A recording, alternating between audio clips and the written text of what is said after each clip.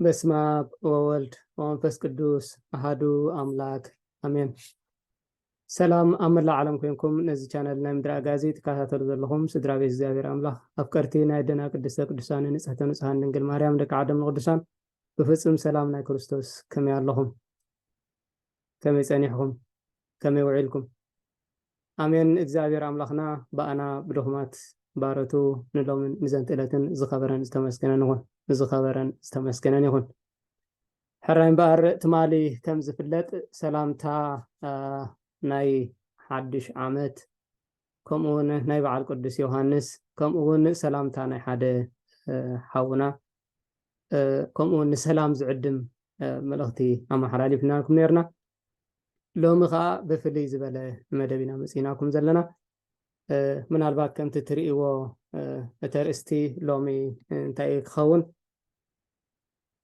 ጽልኡ ብተንኮል እንተተሓበ እኳ ክፍኣቱ ኩሉ ሰብ ክፈልጦ እዩ። ሓበ ምሳሌ ምዕራፍ 26 ኣፍቀዲ 26 ንረኽቦ ማለት እዩ። ሕራይ ክደግማ የደጊመ ጽልኡ ብተንኮል እንተተሓበ እኳ ክፍኣቱ ኩሉ ሰብ ክፈልጦ እዩ። ሕራይ ንምንታይ ኢና ምፂናዮ? ቁርብ ናብኣኹም መፀኩም እየ።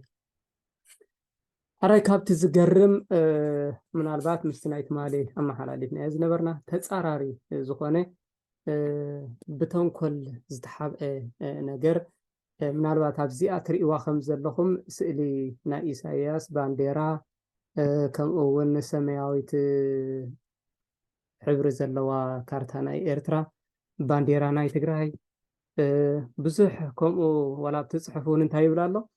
ካብ ትግራዋይ ዝበልፅ ሓው የብልካን ትግራዋይ ሓውኻ ስለ ዝኾነ ይብላ ኣሎ ብተርእስቲ ማለት እዩ። ሕጂ ርእይዎ ብተንኮል ተሓቢኡ ዘሎ ማለት እዩ።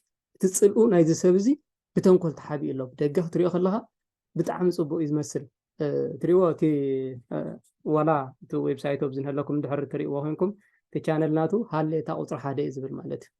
ሃሌታ ቁፅሪ 1 ኣብየት እንታይ ሃሌታ ይኾን ክኸውን ብእውነት ብጣዕሚ ዘሕፍር ሰብዶ ንፅልኢ ይፍጠር እዩ። ሰብዶ ንተንኮል ይፍጠር እዩ። እግዚኣብሔር ኣምላኽ ይቕረበለና ናብ ልቦም ይምለሰልና። ብትክክል ከምቲ ክፉእ ስራሖም ኣይንምልስን ኢና፣ ግን ንሕና ከምቲ ክንብሎ ዝግብኣና ብመንፈሳዊ መልክዕ መልሲ ክንህብ ከዓ ስለ ዝግብኣና ጥራሕ መፅአኩም ዘለኹ። ስለዚ እንታይ እንደገና መጽሓፈ ምሳሌ ምዕራፍ 26 ካብ ፍቅዲ 4 እስካብ ፍቅዲ 5 ዘላ ከንብበልኩም እየ። ንሳ እንታይ እያ ትብል? ንስኻ ድማ ዓሻ ከይትኸውን ሲ ንዓሻ ከም ዕሽነቱ ኣይትመልሰሉ፣ ንዓሻ ዝለበመ ከይመስሎ ከም ዕሽነቱ መልሰሉ። ሕራይ እንታይ ብለና ኣሎ? ንስኻ ዓሻ ከይትኸውን ሲ ነቲ ዓሻ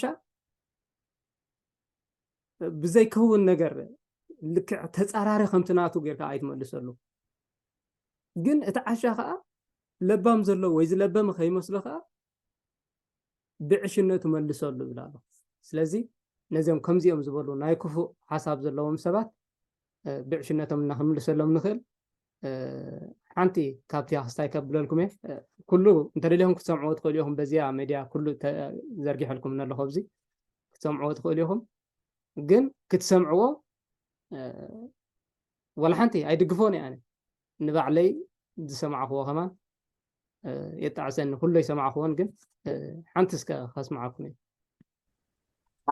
ስለዝኾነ ከማቲ ኣቦታት ተናግሪኡ ንብታ ወሪኡ ኣባይ ተካፍሱ ኣእማን ፖሊቴቲ ሞራል ዚንጎታትን ካልኦት ዝተወስኩስተን ኩሉ ሓንጨ መጭን ብዝሃዋ ጨርፍር ብኣዲ በቕሊ ፅዒኑ ናብ ትግራይ ጊዙ ናብ ሩዋጣ ትሕሉ ትግራዋይ ሓወኻ ስለ ዝኾነ ልዕሊ ኤርትራዊ ሕብሪ ዓይንኻ ደስ ኣይበለንን ብምባል ካብ መላእ ኢትዮጵያ መዋእልካ ሰሪሕካ ዘጥረኻዮ ገዛኻ ደረጃትካ ሆቴልካ ድኳናትካ መካይንካን ኣብ ባንኪ ዘቐመጥካዮ ቅሙጥ ገንዘብካን ወዘተ ኣብ ሓንቲ ረፍቲ ዘሚቱ ካብ ገዛኻ ኩባያ ከይለዓልካ ብብጃማን ብሸበት ሳዕርን ኣባሪሩካ ብንብረትካን ገንዘብካን ድማ ልዕሊ ካልኦት ህዝብታት ኢትዮጵያ ፀብለሊሉ ተራዩ ትግራዋይ ሓወኻ ስለ ዝኾነ ኣብ ኢትዮጵያ ካብቲ ደቂስካሉ ዝነበርካ ሆስፒታል ተተኺሉልካ ዝነበረ ግሉኮዝ ኢንፊዥን ኣውፅኡ ሰውዩልካ ካብቲ ብሕትውና ተቐመጠሉ ዝነበርካ ገዳማት ኢትዮጵያውን ከይተረፍ ኮማንዶ ሻዕብያ ዝብል ስማት ኣሚርኩ ኣባሪሩካ ትግራዋይ ሓወኻ ስለ ዝኾነ ኣብ ኢትዮጵያ ናይ ዝነብሩ ኤርትራን ስድራቤታት በታቲኑ ንገሊካ ኣብ ኢትዮጵያ ጆሮ ሒዙ ኣትሪፉ ንገሊካ ሰዊጉ ንገሊካ ዘይሓሰብካዮ ናብ ኪናን ጅቡትን ብእግርካ ሓፂልካ ከም ትስደድ ገይሩ ያኽለን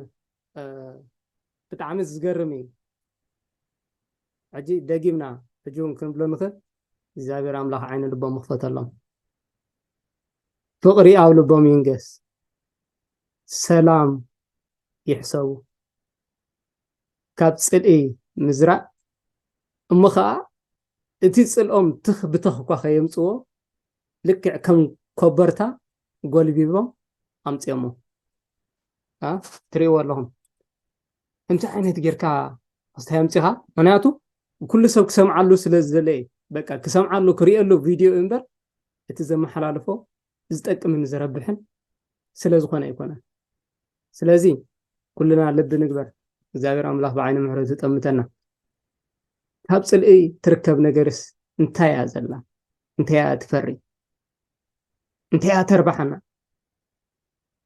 እሞ ከዓ ምስ ሓውና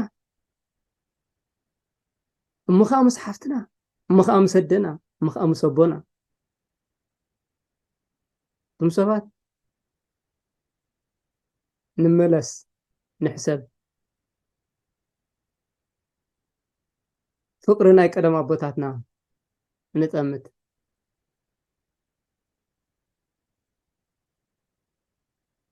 أحمد زلا جزي نريانا زلنا نوح عدم زلنا خي مثلنا أين عشو شنتنا ناكالة خي وسدنا لو من حسب لو من استوعب داقمنا بحصر زبالة زي ملأخت زيا نباهم كما حلال سلز دلخو يلو ما أتيزر لهم لبنا يسري كم تقدس داويت نزي أبير أملاح زبالة أنا خفو إسراح سريحي ولا أنت سناي نقر يا بالليل جن كم برلي زي كونس كم محرتك خون اللي أطريني بسمع زاجرك حسابني كم برد صعدوني إلو لمن نزجابير الله سلازي انت بدلنا تملسنا نزجابير الله محرت نلمن نملس نتعاس لا يقريتها سوات نقول فقري سلام عبلبنا ينقس